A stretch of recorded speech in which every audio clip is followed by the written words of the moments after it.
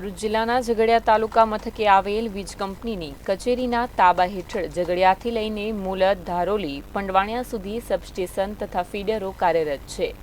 ઝઘડિયા વીજ કચેરીની બેદરકારીના કારણે તમામ સબસ્ટેશન તથા ફીડરોની સમયસર મરામત નહીં થતી હોવાથી વરસાદના સામાન્ય ઝાપટામાં પણ વીજળી કલાકો સુધી ડૂલ થઈ જાય છે, જેના પગલે ઝઘડિયા તાલુકાના ધારોલી સબસ્ટેશન હેઠળ આવતા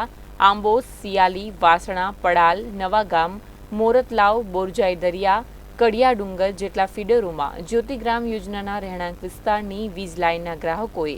ઝઘડિયા વીજ કચેરી ખાતે આવ્યા હતા અને નાયબ ઇજનેરને ઉગ્ર રજૂઆત કરી હતી।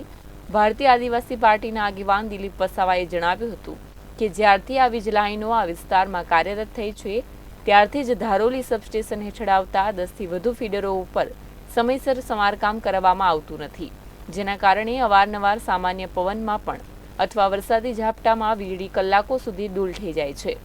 ફરિયાદ કર્યા બાદ પણ તેનું કોઈ સમારકામ કરવામાં આવતું નથી, ત્યારે આગામી 10 દિવસમાં સમસ્યાનું કોઈ નિરાકરણ નહીં આવે તો સરકાર સુધી ઉગ્ર રજૂઆત કરવા અંગે ગ્રામજનોએ ચીમકી ઉચ્ચારી હતી।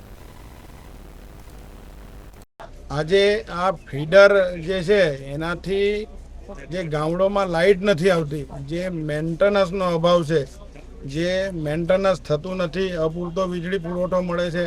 એટલે આજે અહીંયા તમે જુઓ દરેક ગામમાંથી દરેક માણસો આજે જે પાણી પીવાની હાલાકી છે, જે મૂંગા જાનવરોને તકલીફ પડે છે પાણી પીવાની, એના માટે આજે અમે બધા ગામડાઓ ભેગા થઈને આજે અહીંયા ઝઘડિયા જીબી મથકે આવ્યા હતા રજૂઆત કરવા માટે। જો એ રજૂઆત જો 10-15 દિવસમાં નિકાલ નહીં થાય તો અમે આ આંદોલન મોટું કરીને અને સરકાર સુધી એની રજૂઆત કરીશું।